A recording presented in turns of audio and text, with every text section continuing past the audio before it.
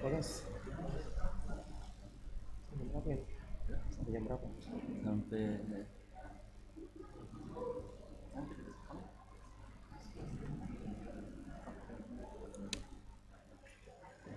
enam.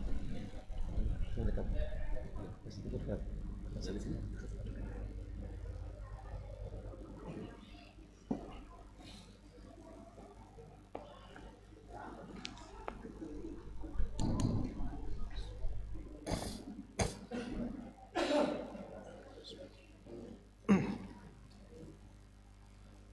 Assalamualaikum warahmatullahi wabarakatuh.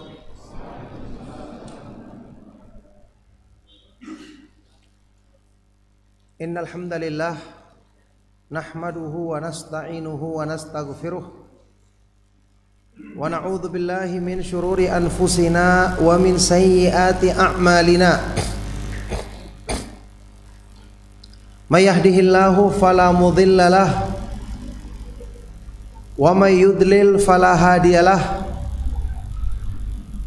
Wa asyhadu an la ilaha illallah wahdahu la syarikalah wa asyhadu anna Muhammadan abduhu wa rasuluh. Ya ayyuhalladzina amanu taqullaha haqqa tuqatih wa la tamutunna illa wa antum muslimun. Ya ayuhan nasu taqu rabbakumul ladzi khalaqakum min nafsin wahidah wa khalaqa minha zawjaha wa batha minhuma rijalan katsiran wa nisaa'a wattaqullaha alladzi tasaaluna bihi wal arham innallaha kana 'alaikum raqiba. Ya ayyuhalladzina amanu taqullaha wa qulu qawlan sadida yuslih lakum a'malakum wa yaghfir lakum dhunubakum wa may yuti'illaha wa rasulahu faqad faza fawzan 'azima. Amma ba'du fa inna asdaqal hadits kitabullah wa khairul hadi hadyu Muhammadin sallallahu alaihi wa alihi wasallam wa syarrul umuri muhdatsatuha wa kullu muhdatsatin bid'ah wa kullu bid'atin dhalalah wa kullu dhalalatin finnar wa ba'du. Alhamdulillah, ma'asyiral ikhwah,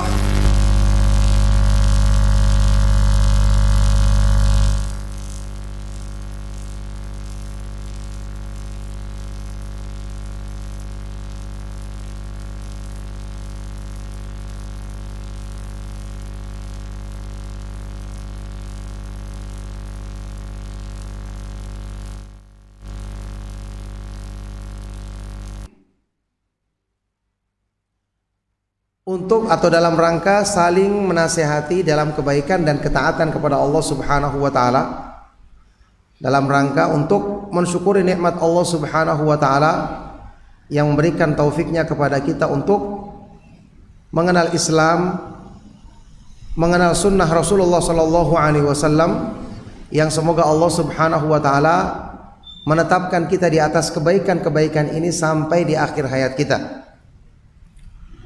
Insyaallah di kesempatan sore hari ini kita akan mengkaji tema tentang urgensi memilih teman yang baik. Ikhwani wa akhwati fid din rahimakumullah, tentu tidak asing bagi kita bahwa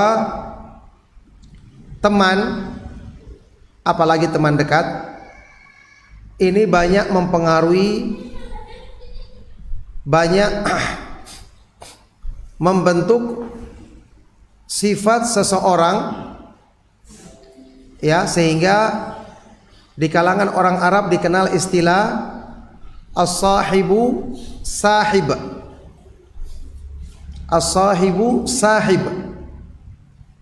Orang yang menjadi sahabatmu, dia itu bisa menarikmu,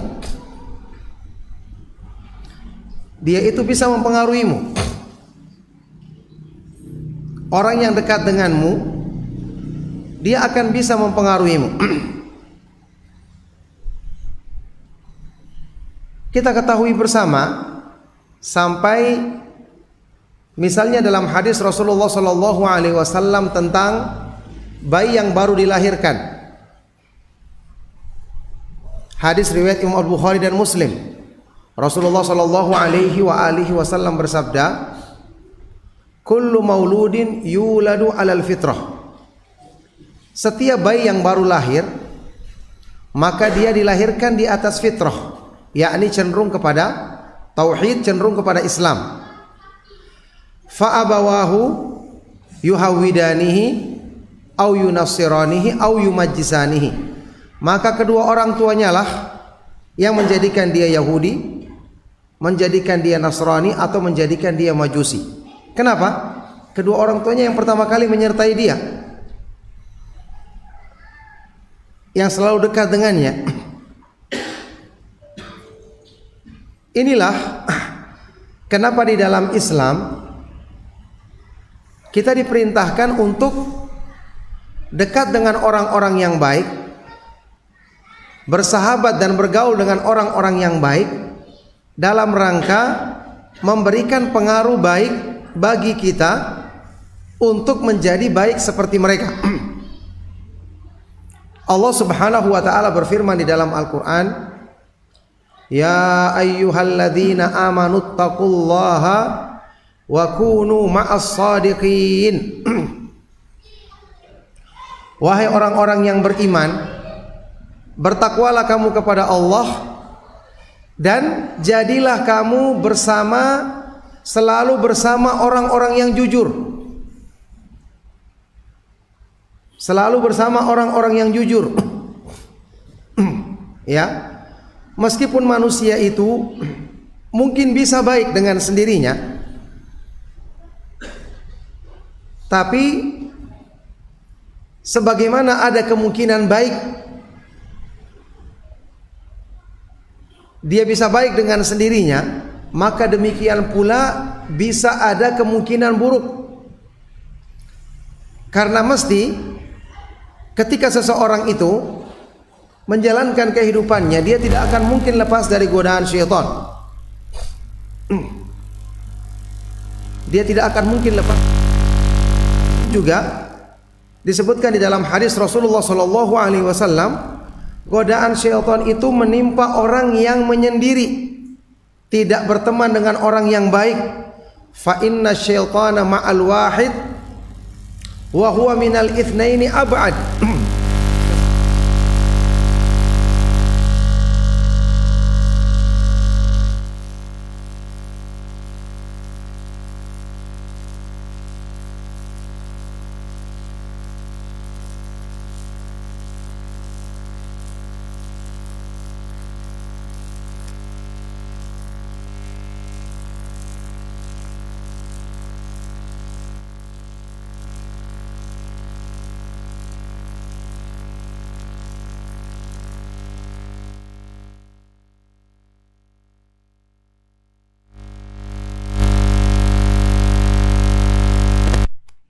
Agar agama kita baik,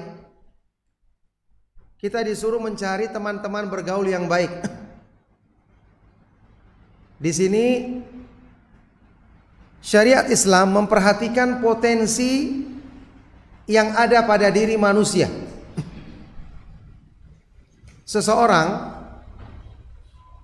ketika dia dekat dengan orang lain, maka ada kecenderungan dari jiwanya untuk menyerupai, meniru orang yang selalu dekat dengan dirinya.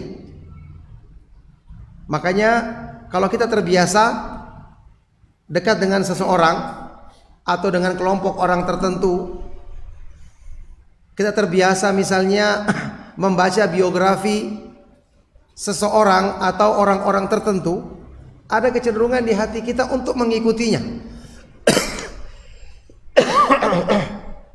Ini tabiat asal pada diri manusia.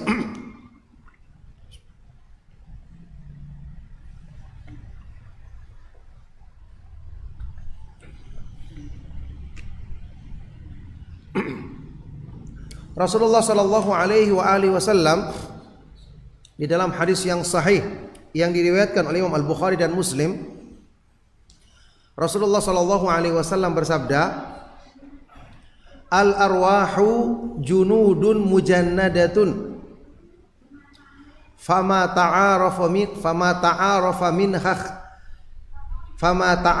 minha talafa wa ma tanakara minha ikhtalafa. Jiwa-jiwa manusia itu adalah seperti junudun mujannadah, rombongan yang selalu bersama, kelompok yang selalu bersama. Maka jiwa mana saja yang saling mengenal, cenderung dia akan iktalafa, cenderung dia akan jinak kepadanya, dekat dengannya. Wa ma tanakara minha ikhtalafa. Adapun yang saling tidak mengenal, yang jauh, maka cenderung dia menyelisihinya. Apa artinya hadis ini? Hadis ini menunjukkan bahwa jiwa manusia itu ingin selalu meniru sesuatu yang terbiasa dekat dengan dirinya. Sesuatu yang terbiasa ada kecenderungan dekat dengannya. Makanya kalau kita selalu bergaul dengan orang yang soleh, kita selalu menghadiri majelis ilmu, kita selalu membaca biografi para nabi dan para rasul, para sahabat radhiyallahu taala anhum ajma'in, para nabi dan para rasul alaihi wassalatu wassalam, orang-orang yang soleh, maka kecenderungan jiwa kita tertarik untuk mengikuti mereka. Sehingga orang yang tadinya mungkin kebaikannya biasa-biasa saja, karena dia sering bergaul dengan orang-orang yang baik, maka setelah itu potensi kebaikannya akan keluar, menjadikan dia semakin taat, menjadikan dia semakin rajin beribadah karena meniru teman-teman bergaulnya. Subhanallah, ini adalah di antara sebab kenapa kita disuruh memilih teman bergaul yang baik. Bahkan lebih daripada itu, ya, ini di antara sebab kenapa kita disuruh membaca kisah-kisah keteladanan orang-orang yang soleh sebelum kita. Kalau tidak bisa kita berteman dengan langsung, maka kita berteman dengan mereka dengan membaca sejarah hidup mereka, perjuangan mereka, kesabaran mereka, keteguhan mereka dalam berpegang teguh dengan Islam. Ini akan besar pengaruhnya terhadap jiwa kita untuk memiliki tekad agar bisa mengikuti jejak mereka dalam kebaikan-kebaikan tersebut. Mungkin antum pernah mendengar sebuah hadis Rasulullah SAW tentang seorang dari Bani Israel yang membunuh 99 jiwa, membunuh 99 nyawa. Kemudian dia bertanya tentang orang yang bisa membimbing dia. Maka ditunjukkan kepada seorang ahli ibadah. Maka dia bertanya, "Halli min taubah?" Apakah masih ada kesempatan bertobat bagiku? Saya telah membunuh 99 nyawa. Maka ahli ibadah ini karena kebodohannya dia mengatakan, tidak ada lagi tobat bagimu. Akhirnya dia dibunuh juga jadi 100. Kemudian dia bertanya tentang orang yang paling berilmu. Maka ditunjukkanlah dia kepada orang yang berilmu. Dan dia bertanya, "Halli min taubah?" Apakah masih ada kesempatan bertobat bagiku? Maka orang ini menjawab, "Na'am. Wa man yahulu bainaka wa bainaha?" Siapa yang bisa menghalangi kamu dari bertobat kalau kamu ingin sungguh-sungguh bertobat? Kemudian intinya orang yang berilmu ini menunjukkan kepadanya cara bertobat. Dia mengatakan kepada orang ini, "Idhab ila ardi kadza wa kadza fa inna biha unasan ya'budunallaha fa'budillaha ma'ahum wala tarji' ila ardika fa innaha ardusu." Caranya adalah kamu pergi hijrah ke negeri ini, ke tempat ini, karena di sana banyak orang-orang yang soleh yang beribadah kepada Allah. Maka beribadahlah kamu kepada Allah bersama mereka, dan jangan kamu kembali ke tempatmu, ke kampungmu, karena itu adalah tempat yang buruk, kampung yang buruk. Ini hadis sahih riwayat Bukhari Muslim. Ya, orang ini ingin bertobat. Dan tentu saja karena dia terbiasa berbuat buruk, cara untuk bertobatnya disebutkan di dalam hadis yang sahih ini adalah dengan dia berkumpul dan bergaul dengan orang-orang yang baik,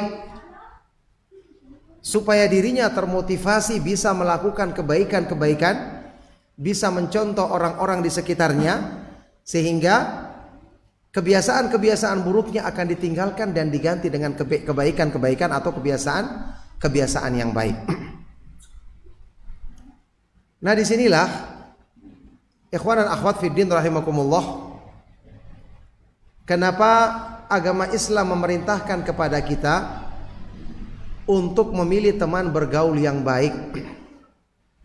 Bahkan Rasulullah Shallallahu Alaihi Wasallam menegaskan di dalam hadis yang dinyatakan derajatnya hasan atau sahih oleh para ulama, termasuk oleh Syekh Al-Albani rahimahullah taala, tentang teman dekat seseorang. Al-mar'u ala dini khalilihi falyanzur ahadukum man yukhalil. Seseorang itu tergantung dari agama teman dekatnya. Seseorang itu tergantung dari agama teman dekatnya. Maka hendaknya masing-masing dari kalian melihat siapa yang dijadikan sebagai teman dekatnya. Ikhwan dan akhwat fiddin rahimakumullah. Sekarang kalau kita melihat contoh yang paling jelas yang menggambarkan tentang pentingnya memilih teman bergaul yang baik, tidak lain tentu saja adalah keadaan generasi terbaik umat ini, para sahabat radhiyallahu taala anhum ajmain. Para sahabat radhiyallahu taala anhum ajmain, mereka dikatakan sebagai sahabat karena mereka menyertai siapa? Menyertai Rasulullah sallallahu alaihi wasallam. Mereka bergaul dengan hamba Allah Subhanahu wa taala yang paling baik dan paling utama, nabi yang paling mulia. Maka jadilah mereka sebagai generasi yang terbaik umat ini. Karena keberadaan Rasulullah sallallahu alaihi wasallam di kalangan mereka ini pasti sangat mempengaruhi semangat mereka untuk berislam dengan benar, semangat mereka untuk menuntut ilmu, semangat mereka untuk meneladani kebaikan-kebaikan yang ada pada diri Rasulullah sallallahu alaihi wasallam. Sampai-sampai Allah Subhanahu wa taala menyebutkan di dalam Al-Qur'an di surat Ali Imran tentang keadaan para sahabat ini. Wa kaifa takfuruna wa antum tutla alaikum ayatullahi wa fikum rasuluh. Wa kaifa takfuruna, bagaimana mungkin kalian menjadi kufur? Yakni kekufuran sangat jauh dari kalian wahai para sahabat. Karena wa antum, ya, dalam keadaan kalian dibacakan di hadapan kalian ayat-ayat Allah, dan di kalangan kalian ada Rasulullah sallallahu alaihi wasallam. Di kalangan kalian ada Rasulullah sallallahu alaihi wasallam. Ini rekomendasi dari Allah Subhanahu wa taala bahwa para sahabat karena mereka bersahabat, bergaul dekat, selalu datang dan menemui, menyertai Rasulullah sallallahu alaihi wasallam, maka Allah Subhanahu wa taala jadikan iman mereka sempurna dan kekufuran sangat jauh dari diri mereka. Bahkan mencintai mereka adalah konsekuensi iman. Ini juga berlaku untuk nabi-nabi yang lain alaihi wassalatu wassalam. Para ulama sepakat mengatakan Ya, di kalangan Bani Israel, umatnya yang paling mulia adalah murid-muridnya Nabi Musa alaihi salatu wassalam. Kemudian di umatnya Nabi Isa alaihi salatu wassalam yang paling utama, umatnya yang paling utama adalah Al-Hawariyun yang menyertai Nabi Isa alaihi salatu wassalam. Demikian keadaannya, generasi itu akan mulia kalau mereka bergaul dengan orang-orang yang soleh, berkumpul dengan pembimbing-pembimbing kebaikan di kalangan mereka. Mereka selalu hadir di majelisnya, mereka selalu memperhatikan bimbingannya, mereka selalu mengambil contoh teladan kebaikan dari orang tersebut. Sampai disebutkan dalam biografi imam besar ahlu sunnah dari kalangan tabi'in, Imam Al-Hasan Al-Basri, Al-Hasan Ibnu Abil Hasan Al-Basri, disebutkan ada salah seorang ulama yang bertanya kepada salah seorang yang datang dari perkampungan yang sama dengan Al-Hasan Al-Basri, dan ternyata dia mengenal baik Al-Hasan Al-Basri. Adik-adik jangan ribut, ya. Orang ini kemudian menjelaskan kepada ulama tersebut, Al-Hasan Al-Basri itu adalah orang yang taat kepada Allah, asbahun nasi sariratan bi'alaniyah. Dia adalah orang yang paling sesuai tentang apa yang disembunyikan dan ditampakkan. In amara bi amrin in amara bi amrin kana a'malin nasi lahu. Kalau dia memerintahkan satu perintah, dia yang pertama kali mengerjakannya. Wa innaha an syai'in kana atrakan nasi lahu. Kalau dia melarang sesuatu, dia yang paling segera meninggalkannya. Pokoknya disebutkan kebaikan-kebaikannya. Setelah itu ulama yang bertanya ini mengomentari setelah mendengarkan penjelasannya, hasbuka hasbuka, cukup penjelasanmu. Orang seperti ini tidak perlu lagi dirinci, ya. Kebaikannya sangat banyak. Maka kemudian dia berkomentar, kaifa yadhillu qaumun hadza fihim. Bagaimana mungkin satu kaum akan tersesat jika orang seperti ini ada di kalangan mereka? Bagaimana mungkin satu kaum akan tersesat jika orang seperti ini ada di kalangan mereka, dia yang membimbing mereka, dia yang menjadi contoh panutan kebaikan bagi mereka. Al-Hasan Al-Basri rahimahullah ta'ala, antum tahu beliau adalah imam besar dari kalangan tabi'in, penduduk Basrah. Salah satu pendapat mengatakan, ada pendapat yang mengatakan dia adalah tabi'in yang paling mulia, ya, meskipun ini pendapat yang tidak kuat, ya, karena kita tahu tabi'in yang paling mulia dinyatakan sendiri oleh Rasulullah SAW dalam hadis sahih riwayat Imam Muslim. Dalam sabda beliau, khairut tabi'in rajulun yuqalu lahu Uwais min ahli al-Qaran. Ya, Uwais al-Qarani ini adalah tabi'in yang paling utama berdasarkan pernyataan langsung dari Rasulullah SAW. Kata para ulama, beliau paling utama dari segi zuhudnya dan ibadahnya. Adapun tabi'in yang paling utama dari segi ilmunya adalah Imam Sa'id Ibnul Musayyab, tabi'in yang mulia dari kalangan penduduk Madinah. Ala kulli hal, Al-Hasan Al-Basri ini seorang yang utama, sampai dipuji demikian dalam biografi beliau, ya, bagaimana mungkin satu kaum akan tersesat jika orang yang seperti ini hidup dan tinggal di kalangan mereka. Ya, Al-Hasan Al-Basri ini adalah putra dari seorang budak perempuan yang bernama Khairah, yang dia ini adalah budak dari istri Nabi SAW, Ummu Salamah radhiyallahu taala anha. Terkadang ketika dia, namanya juga budak, disuruh untuk mengerjakan satu pekerjaan, mungkin membutuhkan waktu yang lama atau tempat yang agak jauh. Ketika itu putranya yang masih bayi, Al-Hasan Al-Basri yang masih bayi, menangis karena ibunya belum pulang. Maka kemudian dia disusukan oleh istri Nabi SAW, yaitu Ummu Salamah.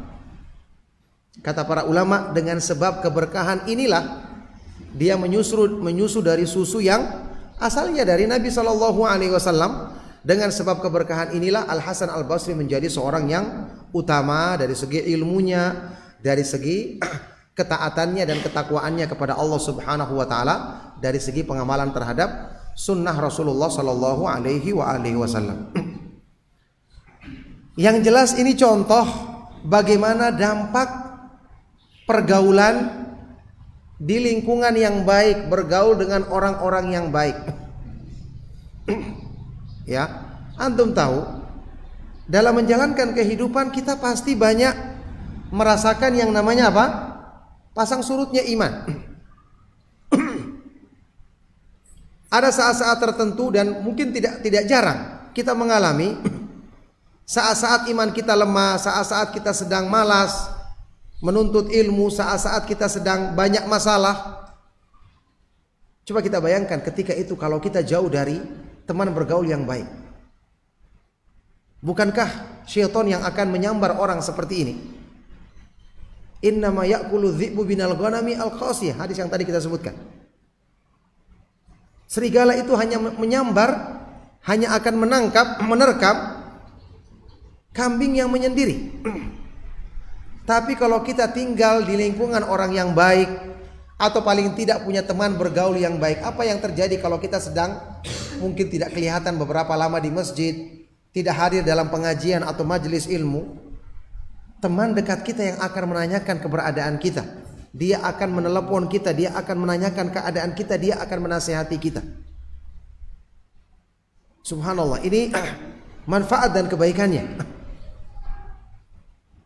Ya, atau paling tidak kita akan diajak untuk menghadiri majelis ilmu, dan dengan kita menghadiri majelis ilmu kembali, semangat kita akan bangkit lagi. Antum ketahui ya, di dalam kehidupan ini Rasulullah Shallallahu Alaihi Wasallam di dalam sebuah hadis yang sahih yang diriwayatkan oleh Imam Ibnu Majah menyebutkan tentang keberadaan orang-orang yang perlu kita cari dan kita dekati dia. Apa kata Rasulullah Shallallahu Alaihi Wasallam dalam hadis yang diriwayatkan oleh sahabat yang mulia Anas bin Malik radhiyallahu taala anhu? Rasulullah Shallallahu Alaihi Wasallam bersabda, Inna minan nasi nasan mafatihu lil khairi maghaliqu lisyarri wa inna minan nasi nasan mafatihu lisyarri maghaliqu lil khairi. Sesungguhnya di antara manusia ada orang-orang yang keberadaannya itu menjadi sebab terbukanya pintu-pintu kebaikan, sekaligus menjadi penutup pintu-pintu keburukan. Dan sebaliknya, ada di antara manusia orang-orang yang keberadaannya sebagai pembuka pintu-pintu keburukan dan menutup pintu-pintu kebaikan. Na'udzubillah min dzalik. Ini hadis yang sahih. Pasti kita akan berusaha mencari orang yang seperti ini seandainya kita tahu keberadaannya menjadi sebab keberkahan, bukan hanya untuk dirinya tapi orang yang di sekitarnya. Terbuka pintu-pintu kebaikan, pintu-pintu keburukan akan tertutup. Ya, kemudian orang yang sebaliknya yang tentu kita akan berusaha untuk menghindari orang seperti itu. Sekarang pertanyaannya, kira-kira di mana mereka ini? Tentu tidak bisa kita pastikan. Ya, yang sudah pasti, yang kita hanya bisa pastikan adalah yang ada dalilnya. Kita bisa bergaul dengan orang-orang yang baik yang sudah pasti kebaikannya, yaitu para sahabat radhiyallahu taala anhum ajma'in. Para ulama salafus saleh, caranya bergaul adalah dengan tadi kita membaca kisah-kisah mereka.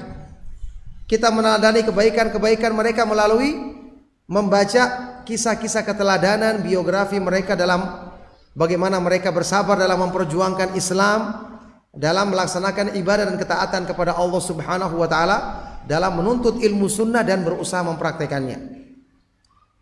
Nah, sekarang tentu kita juga butuh orang-orang yang ada di sekitar kita.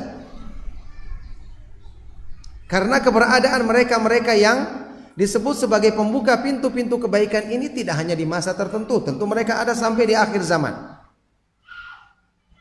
Tidak bisa kita pastikan, hanya bisa kita perkirakan di mana kira-kira keberadaan mereka. Ternyata kalau kita lihat dari riwayat hadis yang tadi kita sebutkan, Anas bin Malik radhiyallahu taala anhu yang menceritakan atau meriwayatkan hadis ini dari Nabi sallallahu alaihi wasallam, dalam salah satu riwayat beliau menjelaskan ya, tentang contoh siapa yang dimaksud dengan orang yang keberadaannya sebagai pembuka pintu-pintu kebaikan dan penutup pintu-pintu keburukan. Dalam salah satu riwayat Anas bin Malik radhiyallahu taala anhu setelah menyampaikan hadis ini, beliau kemudian mengatakan, wa Thabit al-Bunani min mafatihil khair. Dan Thabit al-Bunani adalah seseorang yang termasuk pembuka pintu-pintu kebaikan. Siapa beliau ini?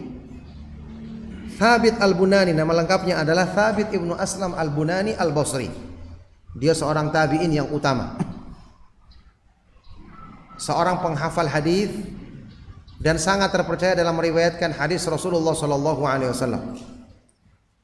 Khususnya untuk riwayat hadis dari jalurnya Anas bin Malik radhiyallahu taala anhu, karena sahabat Nabi sallallahu alaihi wasallam itu yang paling banyak meriwayatkan hadis beliau ada 7 orang. Yang paling banyak adalah Abu Hurairah radhiyallahu taala anhu. Kemudian yang 6 lagi Aisyah radhiyallahu taala anha, istri Nabi sallallahu alaihi wasallam, Anas bin Malik, Jabir bin Abdullah, Abu Sa'id Al-Khudri, kemudian Abdullah ibnu Umar, Abdullah ibnu Abbas radhiyallahu taala anhum. Maka mereka ini paling banyak meriwayatkan hadis Nabi sallallahu alaihi wasallam, mestinya paling banyak murid-muridnya dari kalangan tabi'in. Di antara murid mereka juga mesti bertingkat-tingkat, ada yang lama belajarnya, tekun belajarnya. Nah, khusus untuk jalur dari sahabat Anas bin Malik radhiyallahu taala anhu yang meriwayatkan hadis tentu dari Nabi Muhammad sallallahu alaihi wasallam, ternyata yang paling kuat dalam meriwayatkan hadis beliau adalah murid beliau yang bernama Thabit ibnu Aslam al-Bunani tadi. Apa yang bisa kita ambil kesimpulan dari ucapan Anas bin Malik ini? Ingat, sahabat Rasulullah sallallahu alaihi wasallam, sahabat beliau ini ada kaidah di kalangan para ulama ahlul hadis, ya. Rawil hadis adra bi ma'nal hadis. Seorang sahabat yang meriwayatkan hadis, dia paling tahu tentang makna hadis yang diriwayatkannya. Sehingga ketika Anas bin Malik di sini mencontohkan, menyebutkan tentang muridnya tadi, bahwa Thabit al-Bunani adalah termasuk orang yang keberadaannya sebagai pembuka pintu-pintu kebaikan, penutup pintu-pintu keburukan. Kita mengambil pelajaran atau faedah di sini bahwa keberadaan mereka-mereka ini ada di majelis ilmu sunnah. Karena dia mencontohkan ini adalah muridnya, dan muridnya yang paling utama justru. Ya, bahkan muridnya yang paling utama yang mendapatkan pujian tersebut. Berarti keberadaan mereka-mereka ini yang merupakan pembuka pintu-pintu kebaikan adanya di majelis ilmu, di kalangan orang-orang yang selalu mengkaji ayat-ayat Al-Quran dan hadis-hadis yang sahih dari Rasulullah sallallahu alaihi wasallam berdasarkan pemahaman para sahabat radhiyallahu taala anhum ajmain.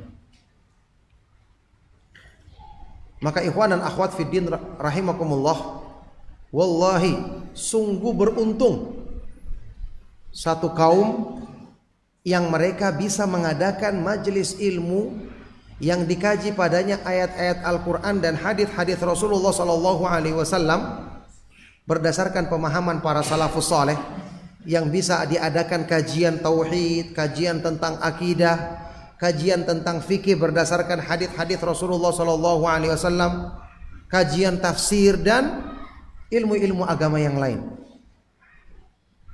Karena di majelis-majelis ilmu inilah yang akan ditemukan orang-orang yang keberadaannya sebagai pembuka pintu-pintu kebaikan insyaallah. Makanya ini juga menjadi motivasi bagi kita untuk lebih semangat dalam menuntut ilmu.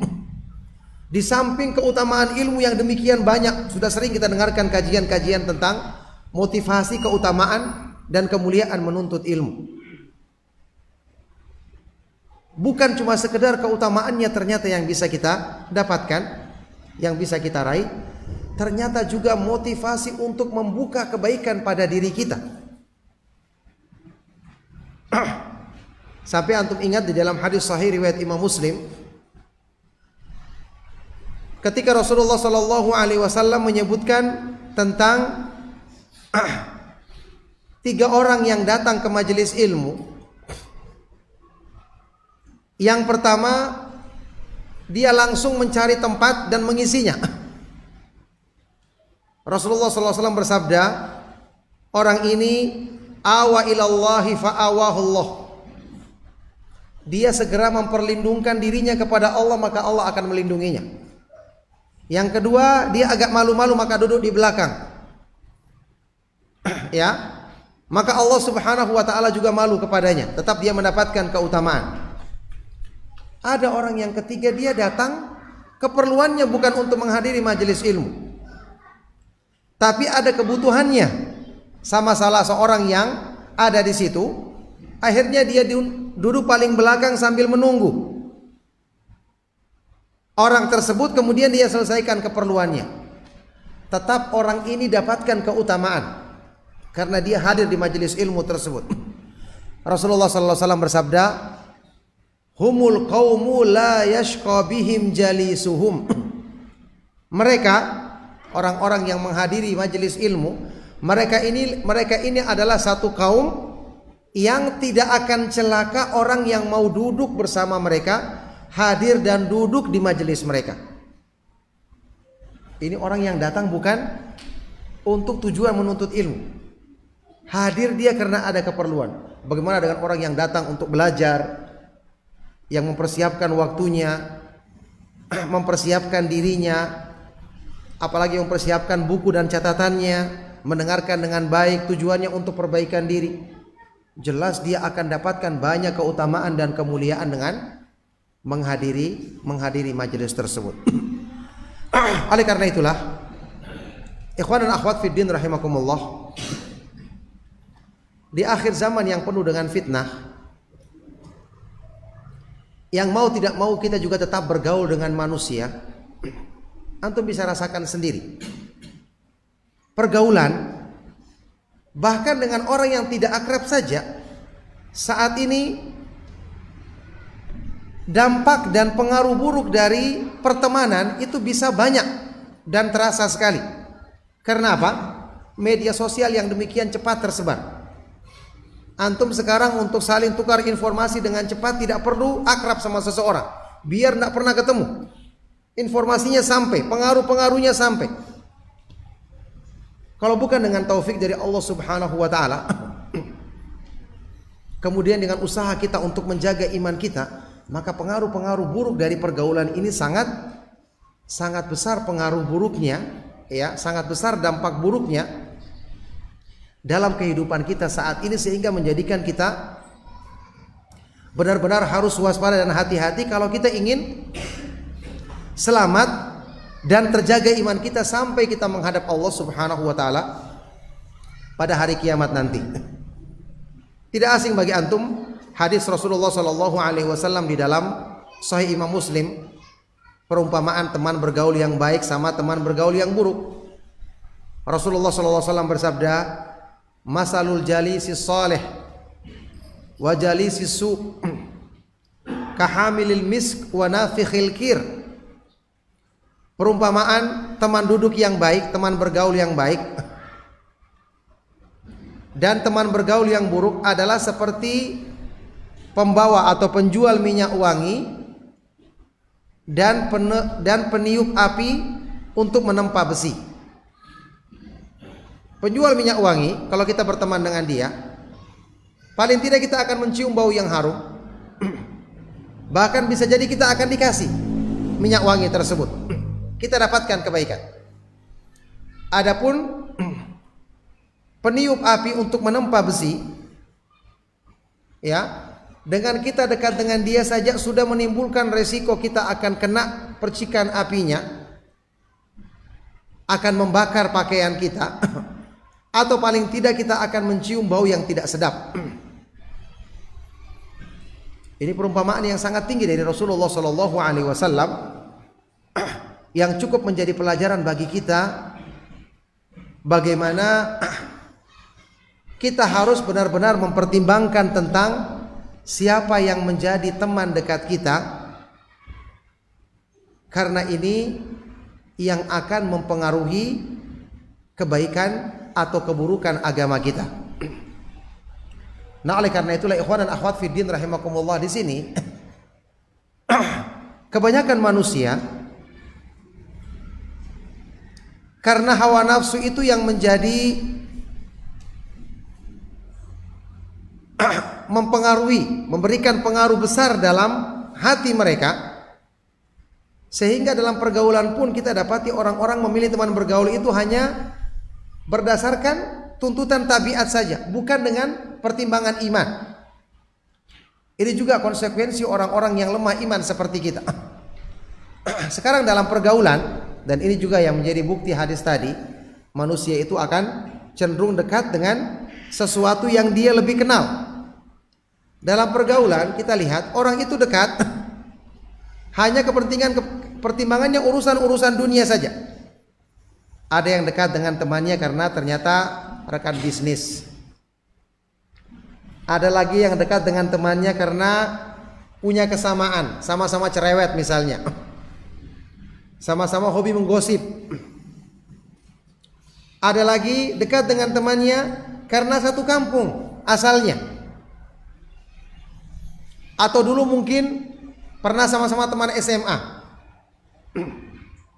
Ini pertimbangan dari pergaulan manusia. Ya, hukum asalnya memang tidak tercela.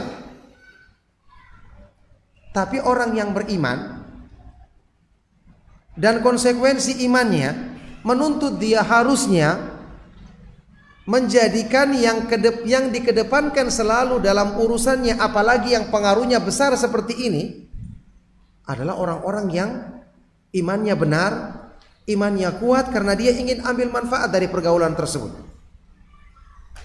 Ingat, di dalam Islam kita punya akidah yang namanya al-wala wal bara, loyalitas dan kebencian. Ya, sampai dalam urusan yang berhubungan dengan kasih sayang terhadap orang-orang yang dekat dengan kita.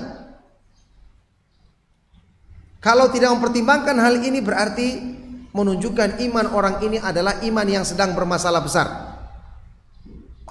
Ingat firman Allah Subhanahu wa taala yang disebutkan di akhir surat Al-Mujadalah, la tajidu qauman yu'minuna billahi wal yaumil akhiri yuwadduna man haddallaha wa rasulahu walau kanu aba'ahum aw abna'ahum aw ikhwanahum aw ashiratahum ulaika alladziina kataballahu fi qulubihimul imana wa ayyadahum bi ruhim min. Kamu tidak akan mendapati satu kaum yang benar-benar beriman kepada Allah dan hari akhir, kemudian dia bisa berkasih sayang, saling mencintai dengan orang-orang yang menentang Allah Subhanahu wa taala dan Rasulnya, sampai pun mereka-mereka itu adalah aba'ahum, orang tua mereka sendiri, anak-anak mereka sendiri, saudara-saudara kandung mereka sendiri, dan keluarga atau karib kerabat mereka sendiri, anggota keluarga mereka sendiri. Tidak mungkin kalau mereka itu adalah orang-orang yang menentang Allah Subhanahu wa taala dan Rasulnya, kemudian orang yang mengaku beriman kepada Allah dan hari akhir ini bisa dekat dengan dia. Jadi akidah al-wala wal bara ini yang harusnya menjadi pertimbangan kita untuk melakukan sesuatu. Konsekuensi iman kita berarti kita mendahulukan orang-orang yang beriman sampai pun kita tidak kenal dia. Makanya dalam al-wala wal bara kenapa kita wajib mencintai para nabi dan para rasul dengan kecintaan yang murni, karena mereka imannya sempurna. Demikian pula para sahabat radhiyallahu taala anhum ajma'in. Orang-orang yang soleh sebelum kita, para ulama salaf, padahal kita tidak pernah bertemu dengan mereka. Kita wajib untuk mencintai mereka. Makanya di dalam pergaulan harusnya ada orang-orang yang kita prioritaskan untuk dekat dengan dia karena pertimbangan iman. Ini menunjukkan bukti benarnya iman di hati kita. Makanya Rasulullah SAW dalam hadis yang sahih bersabda, "Awthaqu ural iman al-hubbu fillahi wal bughdhu fillah." Ikatan iman yang paling kuat adalah cinta karena Allah dan benci karena Allah. Cinta karena Allah dan benci karena Allah, termasuk kita dekat ya karena Allah, kita jauh juga karena Allah. Dalam hadis sahih yang lainnya Rasulullah SAW bersabda, "Man ahabba lillahi wa abghadha lillahi wa a'ta lillahi wa mana'a lillahi faqad istakmalal iman." Barang siapa yang mencintai sesuatu karena Allah, mencintai karena Allah, membenci karena Allah, memberi karena Allah, tidak memberi juga karena Allah, maka berarti dia adalah orang yang telah menyempurnakan keimanannya. Kita harus ingat di sini, ikhwan dan akhwat fiddin rahimakumullah, konsekuensi iman kita itu harus ada bukti nyata yang terlihat. Antum saat ini misalnya ketika mengikuti pengajian, akan terlihat kualitas ilmu yang kita miliki dari jenis kajian yang kita sukai. Orang-orang awam, apa jenis kajian yang mereka sukai? Ya yang menyenangkan, bisa ketawa-ketawa, ringan-ringan. Masalah manfaatnya nanti membentuk keimanan, kemudian melahirkan ketakwaan. Itu mereka mungkin tidak sampai pikirkan seperti itu. Maka yang diundang pun yang kira-kira sesuai dengan mereka saja. Nah antum sekarang yang sudah paham keutamaan ilmu agama, sudah tahu manhaj salaf, sudah tahu apa itu ilmu yang sesungguhnya, harusnya dalam pengajian juga antum sudah mulai menyeleksi. Orang yang paham agama tentu dia akan mencari dalam kajian itu pembahasan yang menguatkan imannya. Selalu ada nukilan Al-Quran dengan penjelasan atau penafsiran dari para ulama salaf, hadis-hadis yang sahih dari Rasulullah SAW, nukilan-nukilan pernyataan para sahabat radhiyallahu taala anhum ajma'in. Bagaimana kita akan meningkatkan iman kita kalau selera kita dalam pengajian juga ternyata tidak meningkat juga, padahal kita sudah sekian lama belajar.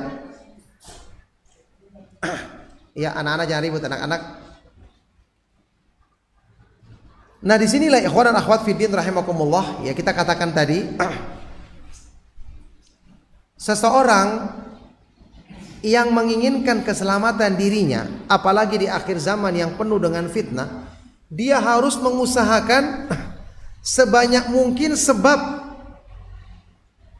Tentu setelah minta pertolongan kepada Allah Subhanahu wa taala, mengusahakan sebab-sebab yang bisa menguatkan dirinya.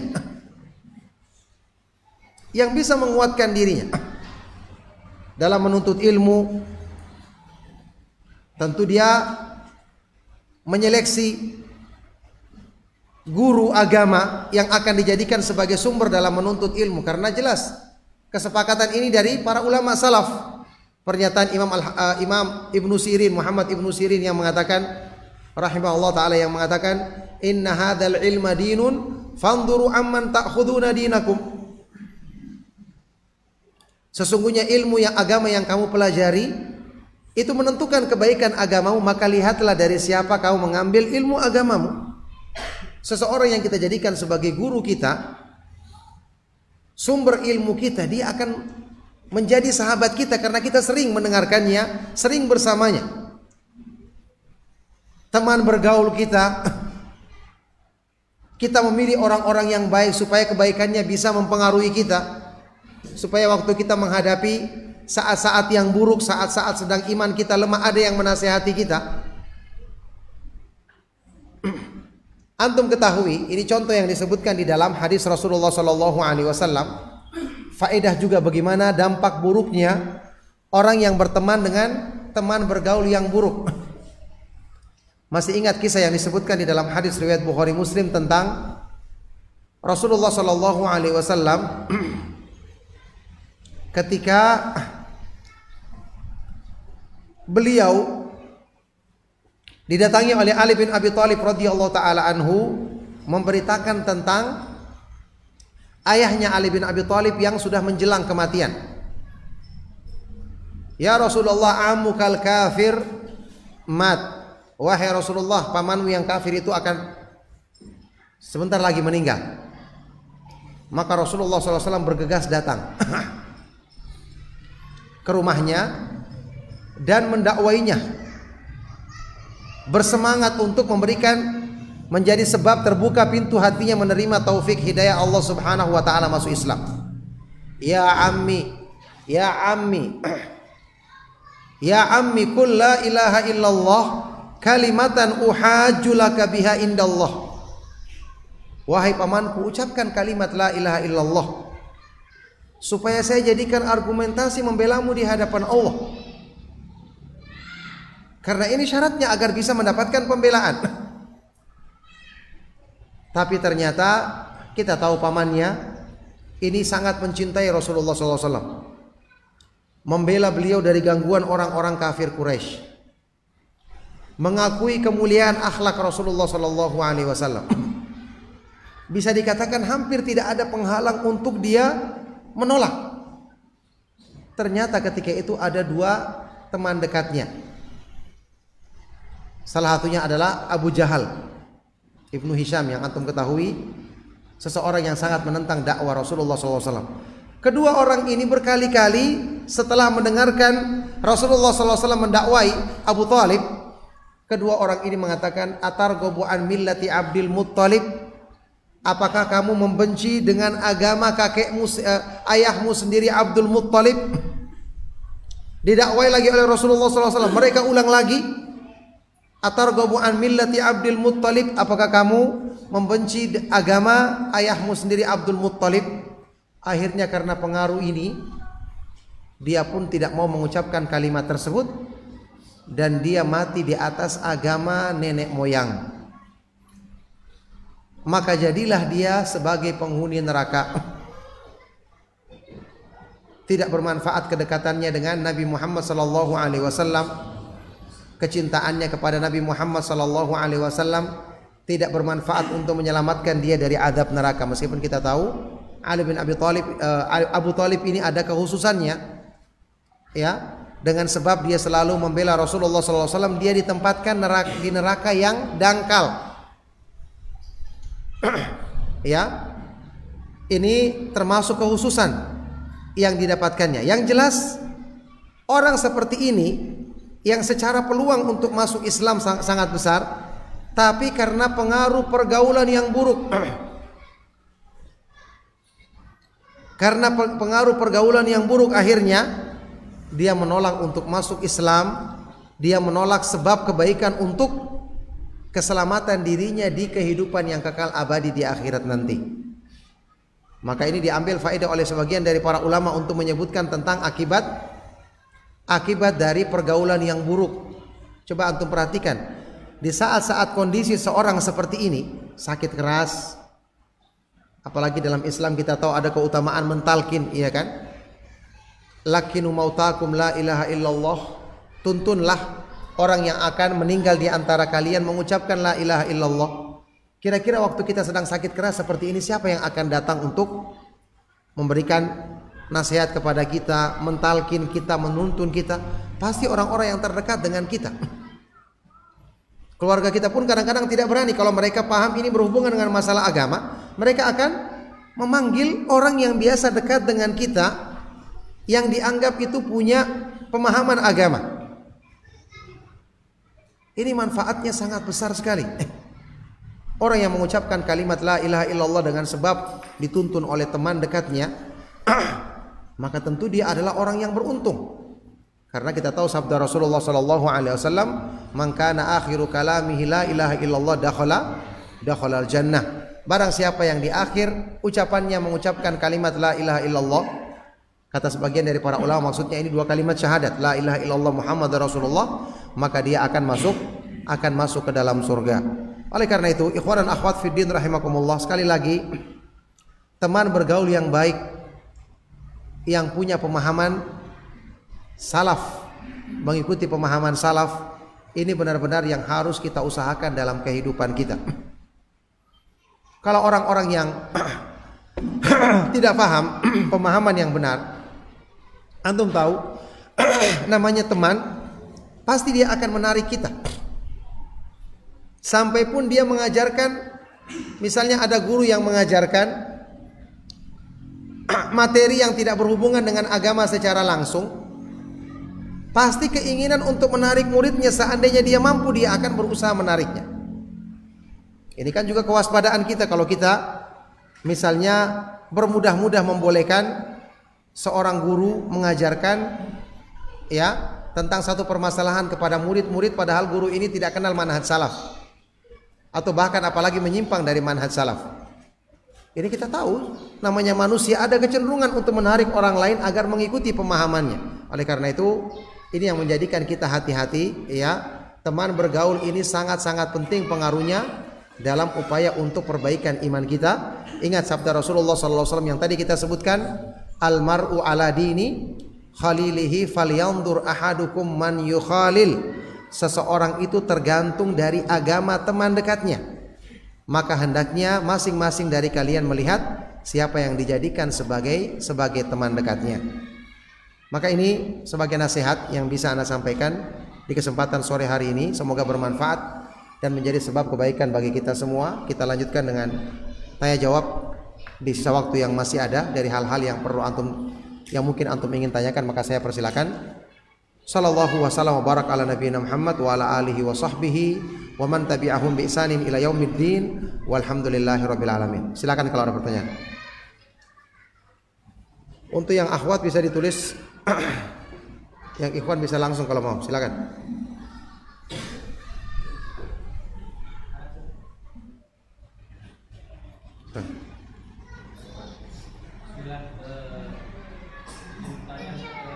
Bagaimana misalnya tadi sudah disebutkan kriteria teman yang boleh dijadikan teman itu tidak ada yang bisa, apakah lebih baik menyendiri?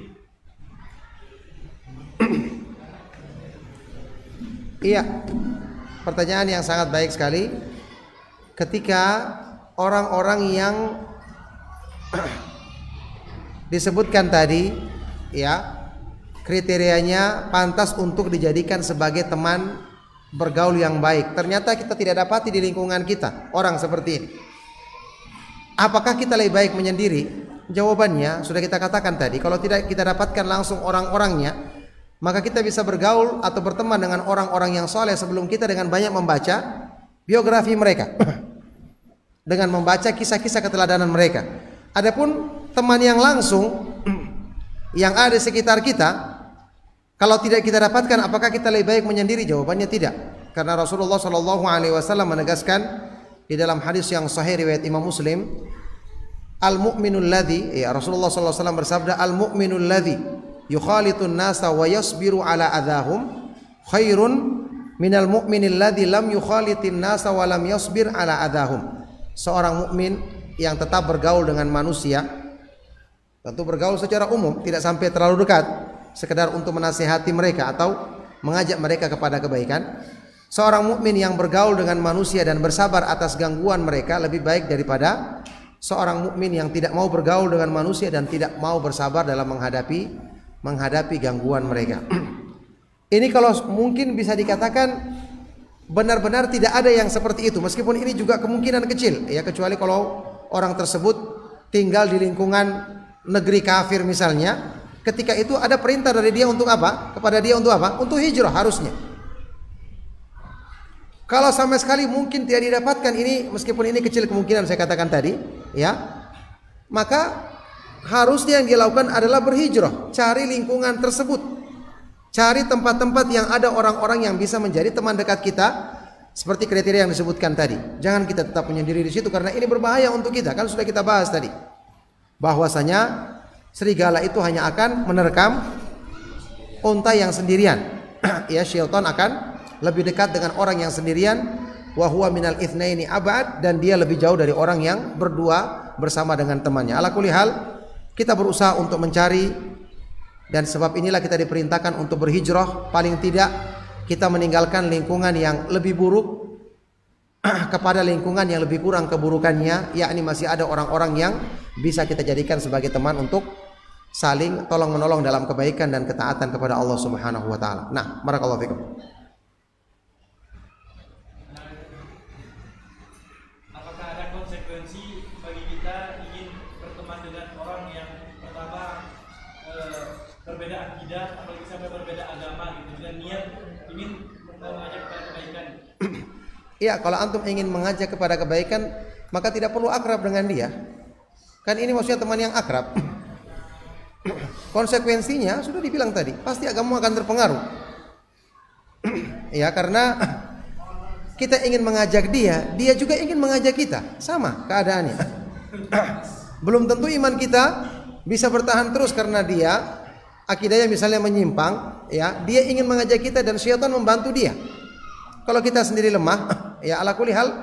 Jadi orang yang seperti ini jelas kita dianjurkan juga untuk mendekati mereka, tapi sekedarnya saja, tidak sampai akrab, tidak sampai kemudian terlalu banyak bergaul dengan dia yang akan nanti bisa menimbulkan pengaruh buruk untuk kita. Nah, bagaimana caranya untuk menjaga persahabatan? Caranya adalah dengan selalu berdoa kepada Allah dan mengusahakan persahabatan tersebut dibangun di atas iman. Karena segala sesuatu hubungan dekat yang dibangun tidak di atas iman, pasti nanti akan berubah menjadi permusuhan di akhirat, bahkan menjadi saling menghujat, ya, menjadi kebinasaan di akhirat nanti. Allah Subhanahu wa taala berfirman di dalam Al-Qur'an, al-akhillau yauma idzin ba'duhum li ba'din aduwwun illal muttaqin. Semua orang yang berkasih sayang, saling mencintai di dunia ini nanti akan menjadi musuh satu sama lainnya di akhirat nanti, kecuali hanya orang-orang yang bertakwa saja, yang menjadikan kedekatan mereka, hubungan mereka dibangun di atas ketakwaan kepada Allah Subhanahu wa taala. Nah, bagaimana kita menyikapi teman yang kecewa terhadap seseorang kemudian menceritakan aib-aibnya kepada orang lain? Ditegur dia. Ini salah. Ya. Kecewa sama orang lain, kenapa cerita ke orang lain? Harusnya kecewa sama dia, datang ke dia, nasihati, sampaikan kepadanya keburukan-keburukan tersebut. Bisa jadi apa yang kita dengar belum tentu benar. Setelah kita klarifikasi ke orangnya, ternyata tidak seperti itu beritanya. Kalau disebarkan ke orang lain, tujuan kita kecewa sama sekali tidak ada manfaatnya. Kekecewaan kita tidak ada manfaatnya karena diceritakan ke orang lain. Jadinya ghibah, tersebar keburukannya, dapat dosa. Orangnya sendiri tidak berubah karena nasihat tidak sampai kepadanya. Maka ini ya kekecewaan yang mengecewakan, karena dia tidak menjadikan hal tersebut sebagai sebab untuk memperbaiki orang yang dia kecewa padanya. Nah,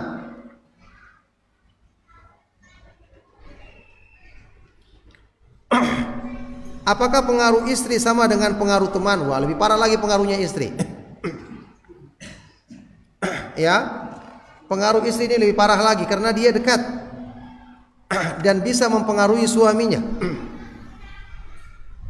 Rasulullah SAW kita ketahui menyebutkan di dalam hadis yang sahih tentang seorang perempuan yang dia itu kurang akalnya, kurang agamanya, lemah, tapi dia kuat sekali dalam mempengaruhi seorang laki-laki yang kuat. Karena laki-laki itu langsung menjadi lemah ketika berhadapan dengan istrinya, dalam hal ini menteri dalam negeri di rumahnya.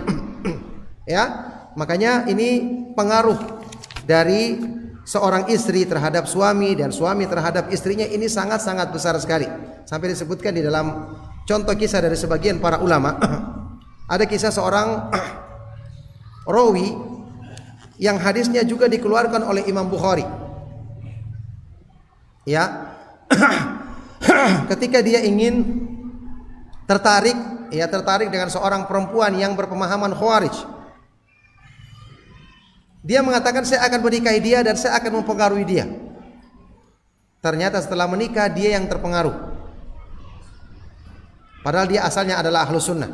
Dia terpengaruh, akhirnya ikut mengikuti pemahaman Khawarij, dan akhirnya menjadikan dia menyimpang dari jalan yang lurus yang tadinya dia telah mengetahui dan mengikuti jalan tersebut. Ala kulli hal ini menunjukkan besarnya pengaruh ya suami dan terhadap istrinya dan istri terhadap suaminya, karena mereka adalah orang yang paling dekat, lebih dekat dibandingkan orang yang lain. Nah, barakallahu fikum.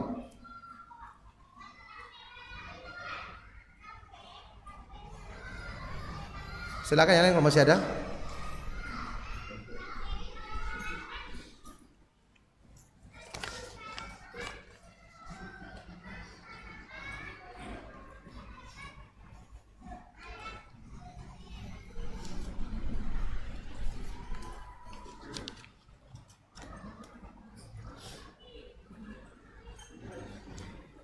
Bagaimana kaidah-kaidah dalam bergaul dengan orang yang di luar manhaj salaf?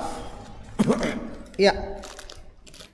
Pertama, ketika bergaul antum butuh ilmu untuk membekali diri kita. Kita sendiri menuntut ilmu, kemudian teman atau orang yang mungkin menawarkan diri menjadi teman kita atau orang yang sudah jadi teman kita, apakah kita lanjutkan atau tidak, kita memilih di antara mereka siapa yang kira-kira kita bisa dapatkan manfaat. Kalaupun dia tidak menasihati kita karena mungkin dia tidak faham, paling tidak ada peluang untuk bisa kita dakwai dia. Ini kaidah dalam menilai bagaimana kita bergaul dengan orang yang di luar manhaj salaf. Yani kita nilai apakah dengan orang ini kira-kira bisa kita dekati, sudah kita buktikan kita nasihati dia mau terima. Misalnya ada komunitas kita ya, ada grup misalnya, kita coba untuk memberikan faedah kepada mereka. Kalau tanggapannya baik, positif, ada hasilnya, kita lanjutkan. Kalau tidak, maka jangan lanjutkan.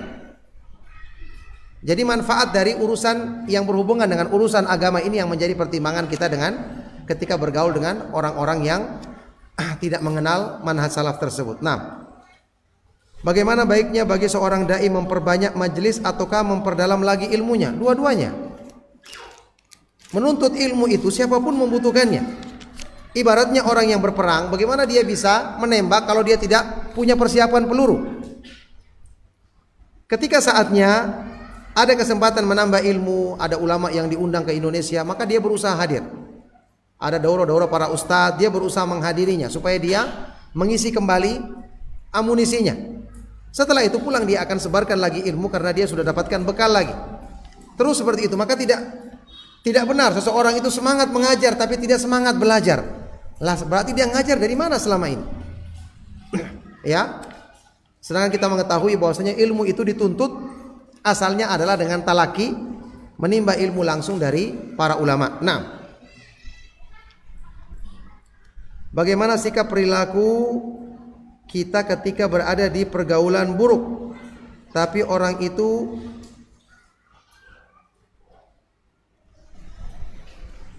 pahami dengan ilmu agamanya, apakah kita harus menjauhi atau justru menasihatinya agar kembali kepada kebenaran?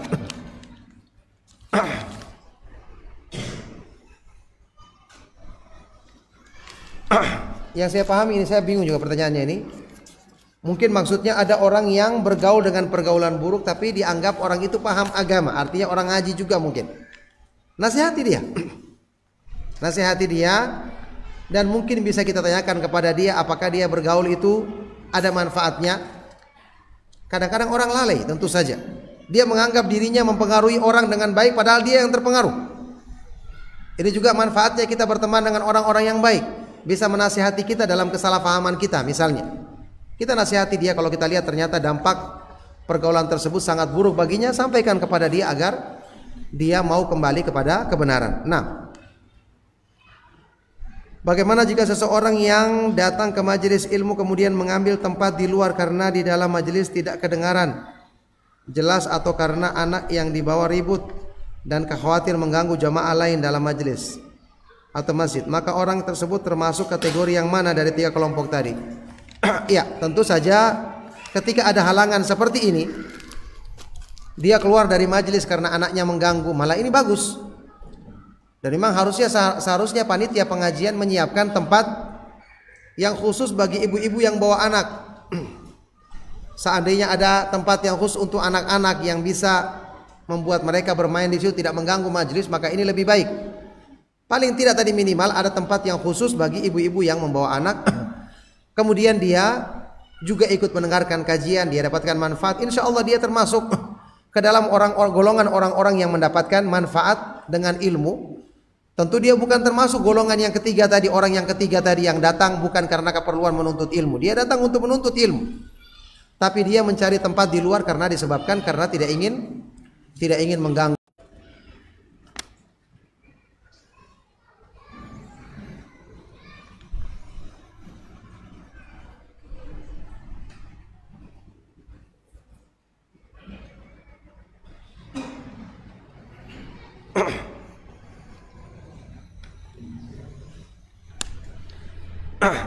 Jika ada kesalahpahaman antara istri pertama dengan istri kedua. Ini sudah pertanyaan ke-6 atau ke-5 setahu saya ini sejak pengajian tentang masalah poligami. Ini kayaknya di Sumbawa dan sekitarnya ini lagi marak poligami ya, karena di Maluk saja ada 5 atau 4 pertanyaan tentang poligami. Sekarang ini yang sudah ke-6 mungkin. Jika ada kesalahpahaman antara istri pertama dengan istri kedua karena masing-masing istri ini menyampaikan isi hatinya ke suami, dan suami ini juga salah memahami. Ini kompak dalam salah paham berarti ini ya. Allahul musta'an. Apakah solusinya itu masing-masing istri langsung menyampaikan isi hatinya ke madu yang lain, atau bagaimana solusinya? Ya, masalah seperti ini tentu dipertimbangkan maslahatnya. Kalau suami salah paham kan bisa disampaikan kembali untuk meluruskan pemahaman tersebut. Ya, memang mungkin paling baik kalau masalah-masalah yang sensitif, suami yang menjadi penengah. Suami yang menjadi penengah, dia dengarkan baik-baik, ya. Dia berusaha untuk memahami dulu kondisinya. Karena kalau mungkin kedua istri yang saling, apalagi ini menyangkut masalah mereka berdua, nanti khawatir akan bisa semakin keruh keadaannya, semakin parah keadaannya. Kecuali kalau mereka berdua sudah punya keakraban, sudah punya kedekatan sebelumnya, maka mereka bicara sendiri pun insya Allah tidak mengapa.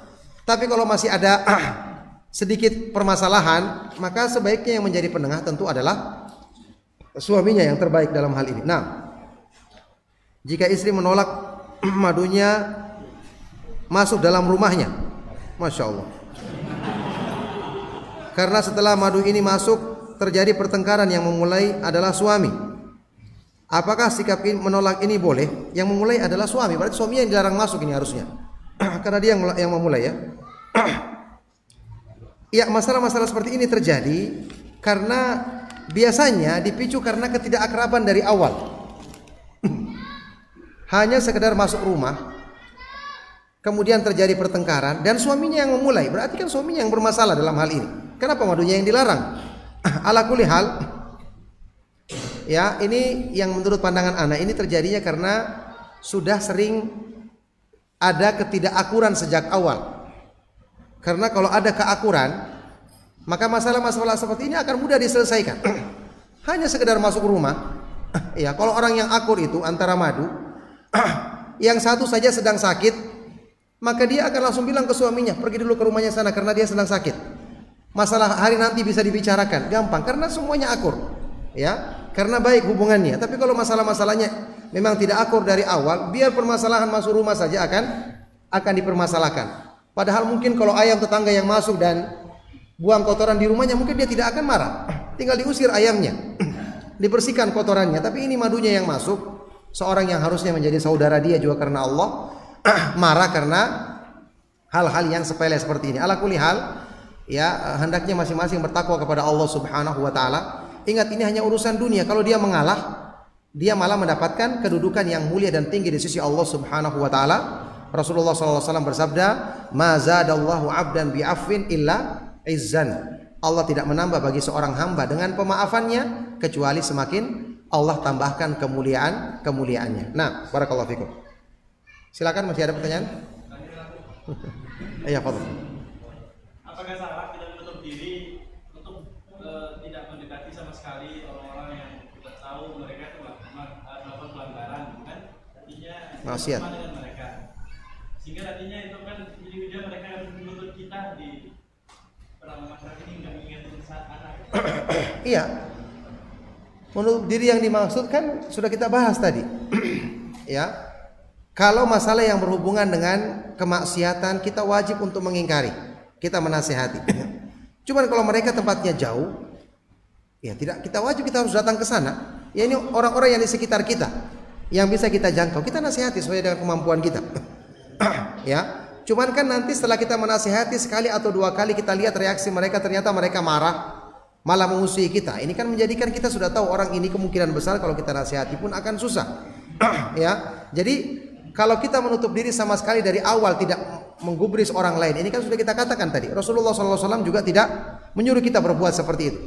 Tetap kita harus menasihati mereka. Cuman untuk terlalu dekat dengan mereka pun juga kita hati-hati karena khawatir malah terseret dan diwarnai oleh mereka. Jadi kalau menutup diri sama sekali jelas ini salah. Ya, karena kita diperintahkan tetap beramar ma'ruf nahi mungkar. Karena ketika kemungkaran itu merata, malah justru ketika turun adab Allah Subhanahu wa taala, dijadikan adab itu merata kena semuanya. Baik orang-orang yang berbuat maksiat maupun orang-orang yang tidak melakukannya karena mereka tidak berusaha untuk saling menegur dalam hal tersebut. Nah, barakallahu fikum. Bagaimana dengan terpidana mati yang sempat membaca syahadat misalnya, terus sedangkan dia itu 2 hari sebelum eksekusi dia membuat provokasi terhadap pemerintah misalnya. Bagaimana pandangannya? Iya. Pertama, mungkin dia telah bertobat kepada Allah Subhanahu wa taala. Semoga Allah Subhanahu wa taala menerima taubatnya. Kemudian ketika dia mengucapkan 2 kalimat syahadat, ini kan juga bukan berarti kita memastikan. Ya. Segala sesuatu yang disebutkan di dalam hadis yang sahih tentang tanda-tanda orang yang mati baik tidak bisa kita pastikan. Ini cuma kita harapkan. Yang bisa kita pastikan itu hanyalah orang-orang yang telah dipastikan dari wahyu Allah. Ya, ini para sahabat misalnya, Rasulullah mengatakan demikian karena ini wahyu dari Allah. Adapun kita hanya berharap. Jadi ini cuma tanda-tanda, belum tentu pasti seperti itu keadaannya. Orang yang mengucapkan 2 kalimat syahadat, misalnya orang yang mati di hari Jumat, seperti juga hadis Nabi SAW, mautul mu'min bi'arakil jabin, matinya orang yang beriman dengan keringat di dahinya. Ada orang yang meninggal keringat dahinya, oh berarti dia ini matinya bagus. Belum tentu. Kita harapkan mudah-mudahan ini tanda-tanda yang baik, tapi untuk kepastiannya Allah Subhanahu wa taala yang mengetahuinya. Nah, orang tadi mungkin bisa jadi dia bertobat dengan sungguh-sungguh, akhirnya dia mengucapkan kalimat tersebut, atau bisa jadi itu tanda yang belum tentu memang keadaannya seperti itu kalau memang pemahamannya menyimpang. Nah, barakallahu fikum. Mungkin cukup sampai di sini kajian kita. Ya, untuk persiapan kajian berikutnya di masjid, ya, masjid lain.